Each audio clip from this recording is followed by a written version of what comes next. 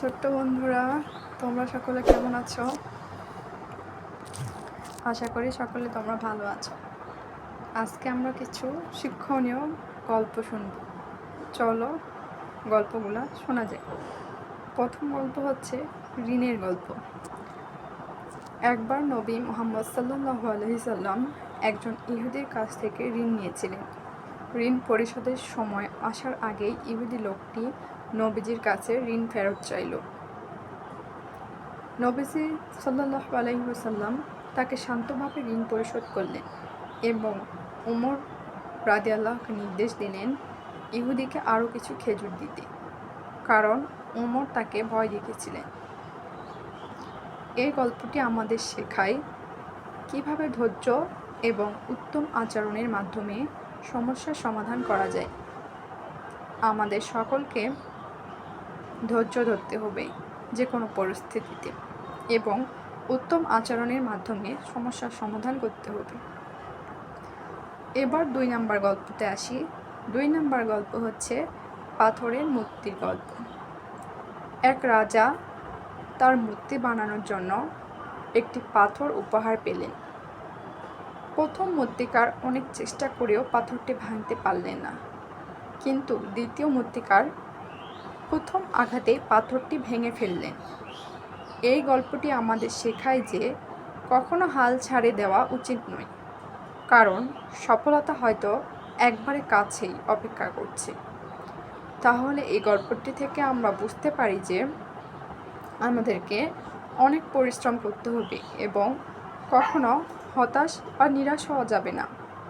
অবশ্যই আল্লাহর উপর বিশ্বাস স্থাপন রাখতে হবে এবং ধৈর্য সহকারে কাজ করতে হবে, তবেই আমরা কাজে সফল হব। এরপর আসি বন্ধুত্বের গল্প। রামু এবং সামু 2 বন্ধু শহরে গিয়ে কাজ শুরু করলো। অনেক পরিশ্রমের পর তারা কিছু টাকা জমাতে পারলো এবং ব্যবসা শুরু করলো। এই গল্পটি আমাদের শেখায় যে কঠোর পরিশ্রম এবং বন্ধুত্বের মাধ্যমে আমরা জীবনের সফল হতে পারি। এবার চলো তোমাদেরকে রাজা 7 রানীর গল্প শোনাই। এক দেশে এক রাজা বাস করতেন। তার 7 জন রানী ছিল। তাদের নাম ছিল পাটরানী, রূপবতী রানী, গুণবতী রানী, বিদ্যাবতী রানী, সেবাবতী রানী এবং সোহাগিনী রানী। রাজা তাদের সবাইকে খুব ভালোবাসতেন এবং তাদের সুখে রাখতে সবসময় চেষ্টা করতেন। একদিন রাজা ঘোষণা করলেন যে যে রানী সবচেয়ে ভালো কাজ করবে তাকে তিনি বিশেষ পুরস্কার দিবেন। রানীরা সবাই নিজেদের সেরা কাজটি করার চেষ্টা করল। পাটরানী রাজ্যের সব কাজ সুন্দরভাবে পরিচালনা করলেন। রূপবতী রানী রাজ্যের সৌন্দর্য বাড়ালেন। গুণবতী রানী রাজ্যের মানুষদের শিক্ষা দিলেন। বিদ্যাবতী রানী রাজ্যের জ্ঞান বাড়ালেন। সেবাবতী রানী অসুস্থদের সেবা করলেন এবং সোহাগিনী রানী রাজাকে সবসময় খুশি রাখলেন।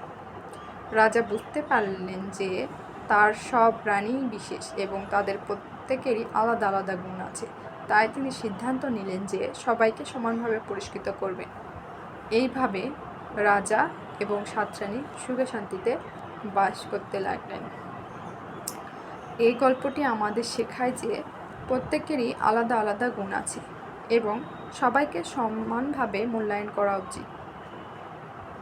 তাহলে আমরা এই গল্প থেকে বুঝলাম কখনোই কাউকে ছোট করে কথা বলা যাবে না এবং সুন্দর অসুন্দর যাই হোক কাউকে আমরা অপমান করব না, কারণ সবাই কোনো না কোনোভাবে কোনো গুণে গুণান্বিত। সুতরাং আমরা সবাইকে সমানভাবে মূল্যায়ন করব এবং সবাইকে তার সঠিক প্রাপ্যটা দিব। তো বন্ধুরা,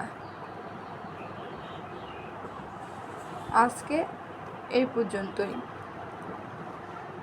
তোমাদের যদি আমার গল্পটি ভালো লেগে থাকে অবশ্যই আমার চ্যানেলটিকে সাবস্ক্রাইব করবেন এবং শেয়ার করে দিবেন।